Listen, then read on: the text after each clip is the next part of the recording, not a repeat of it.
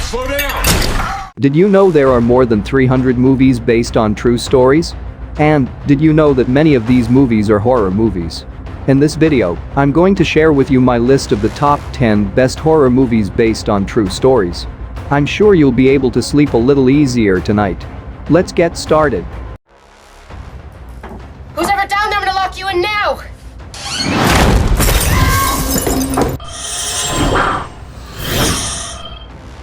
Number 10, Wolf Creek, 2005. What's wrong? I don't know. Wolf Creek is a 2005 horror film about three backpackers in Australia who are kidnapped, tortured, assaulted, and, after escaping, hunted down by a killer named Mick Taylor. Although critics were divided, few can deny that Wolf Creek is a horrifically scary film, made even more disturbing by the fact that it is loosely based on actual events.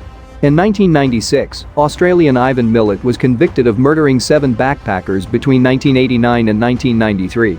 The film also drew inspiration from the actions of Bradley John Murdoch, a fellow Aussie who murdered English backpacker Peter Falconio in 2001. In fact, an Australian court delayed the release of Wolf Creek in the country's Northern Territory in an attempt to avoid influencing Murdoch's then ongoing trial.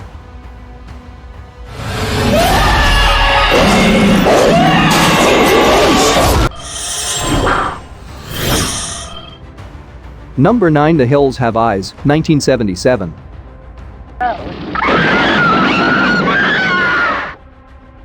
No one knows for sure if the legend of Sonnet Bean is a true story, but according to folklore, Bean commanded a 48-member tribe in 16th century Scotland that kidnapped, slaughtered, and ate almost 1,000 people.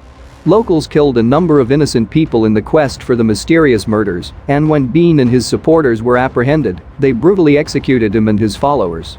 The Hills Have Eyes, a 1977 horror film written, directed, and edited by Wes Craven, was inspired by this story of a cannibalistic clan that converted ordinary people into savages on both sides of the law. In 2006, a remake was released, followed by a sequel in 2007, however, neither could match the original. I split his face wide open. That was a bad mistake.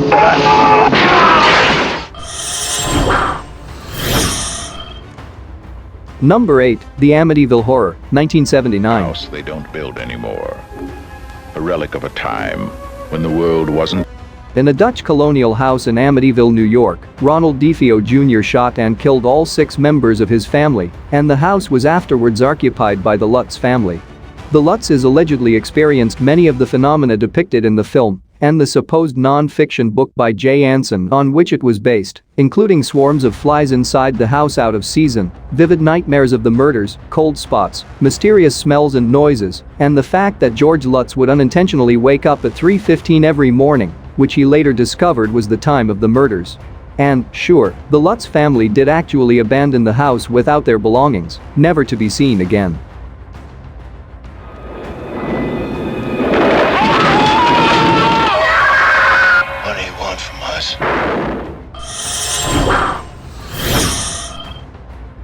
Number 7. The Texas Chainsaw Massacre, 1974.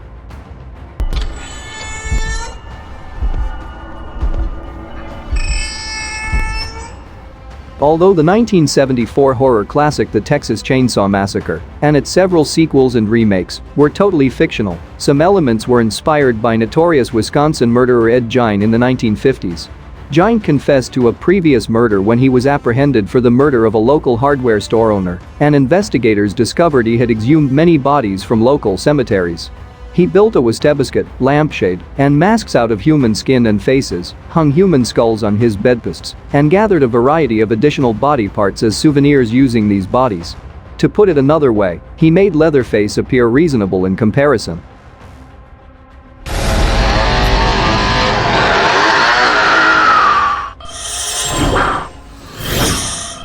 Number 6, The Girl Next Door, 2007. See anything? Not even a goddamn elbow. Hold it. Fact can sometimes be stranger than fiction.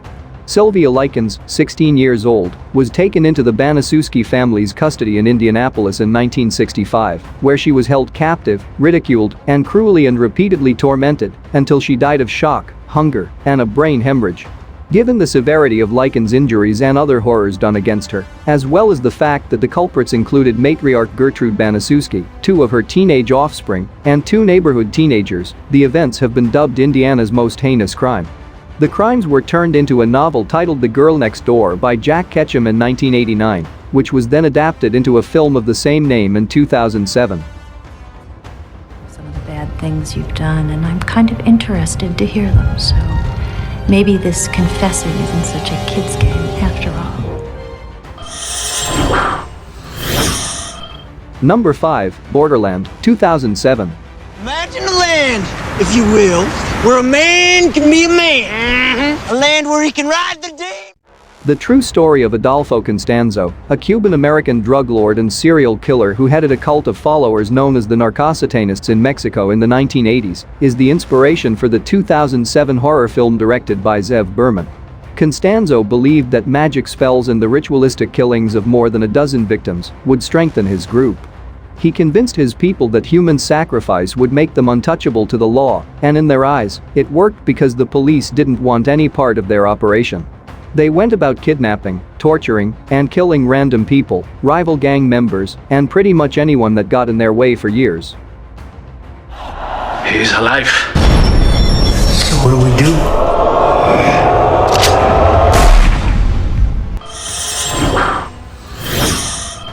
Number 4, The Strangers, 2008. Tell me, You were my girl.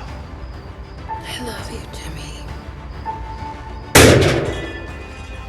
The Strangers is scary precisely because it could very much happen to anyone watching it, as sadly, the world is full of murderous psychopaths, usually hiding in plain sight.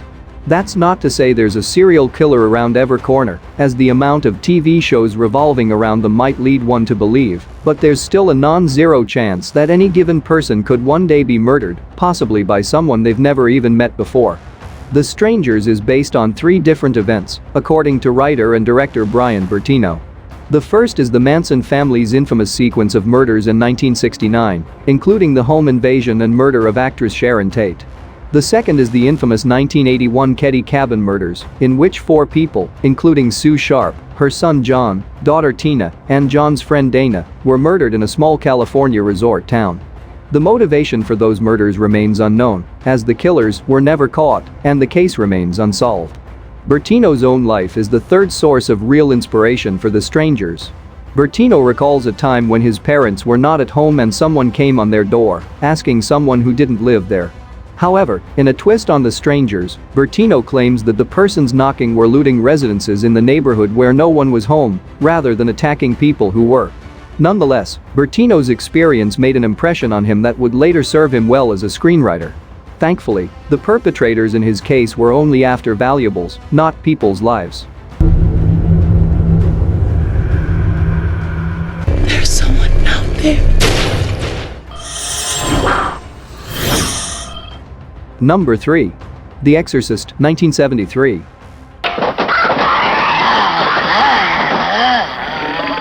Nobody expected it. The true story of The Exorcist begins in the late 1940s in suburban Washington with a family named Hunkler. Their 13-year-old boy, believed to be named Ronald and later referred to pseudonymously in the literature as Roland Doe among other names, was despondent over the loss of his beloved Aunt Harriet, a spiritualist who'd taught him many things, including how to use a Ouija board. In early January 1949, shortly after Harriet's death, Ronald began to experience strange things. He heard scratching sounds coming from the floors and walls of his room. Water dripped inexplicably from pipes and walls. The most troubling thing was that his mattress would suddenly move. Disturbed, Ronald's family sought the help of every expert they knew. The Hunklers consulted doctors, psychiatrists, and their local Lutheran minister, but they were no help. The minister suggested that the family seek the assistance of the Jesuits. Father Albert Hughes, the local Catholic priest, asked his superior's permission to perform an exorcism on the boy in late February of 1949. However, Hughes stopped the rite when Ronald broke off a piece of spring from the mattress that he'd been strapped down to and lashed the priest across his shoulders. You probably know as much about possession as most priests. Number 2. The Possessions, 2012. $5 if you don't tell your mother. Make it 35 for our deal. If you see The Possession and then find out it's based on a true story, your first question would likely be, is the Dybbuk box real? Short answer? Yes. In the movie, Clyde and Stephanie are a separated couple who share custody of their 2 children, Emily and Hannah. When Clyde takes his children to a yard sale during their visit with him, he picks up the Dybbuk box after his daughter, Emily, takes an interest in it.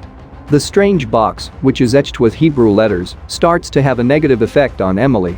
Upon returning home with the box, she begins to hear strange whispers and exhibits increasingly sinister behaviors. According to Jewish mythology, a Dybbuk is a restless, malicious spirit with the ability to haunt and even possess the living. It is sometimes believed to be attached to part of a deceased person's soul and helps them with unfinished business, not resting until it has accomplished its goal. The real Dybbuk box is a wine box that was originally owned by a Holocaust survivor named Havilah, who escaped from Poland to Spain and purchased a box before coming to the United States. All sorts of weird things started happening. It speaks about different types of demons that can attack. Number 1. The Conjuring, 2013. In 2013, film audiences were formally introduced to Ed and Lorraine Warren, real paranormal investigators portrayed in the Conjuring series by Patrick Wilson and Vera Farmiga. Most viewers assumed that the movie was nothing but the wild imaginings of director James Wan. However, the true story of The Conjuring is actually rooted in a horrifying true experience of Ed and Lorraine Warren. Ed Warren was a World War II veteran and a former police officer who became a self-professed demonologist after studying the subject on his own. His wife, Lorraine, claimed to be a clairvoyant and medium who was capable of communicating with the demons that Ed discovered. In 1952, Ed and Lorraine founded the New England Society for Psychic Research, the oldest ghost hunting group in New England. They quickly gained notoriety as respected paranormal investigators after their initial investigation of the Amityville hauntings. Their 2 most famous cases, however, were heavily popularized by the Conjuring franchise, a series of movies that focuses on Ed and Lorraine's experiences exorcising demons from 2 possessed families. Though the movies seem over-dramatized and impossible to believe, the Warrens maintain that all of the events depicted actually transpired. Though Ed died in 2006, Lorraine was a consultant on the film and claims that she didn't let the directors take any more dramatic license than was necessary. Nancy? What do you think about this list? Which movie is the scariest one? Please let us know your thoughts by writing a comment below. For more videos like this, hit the subscribe button and remember to click on the notification bell. Thanks for watching.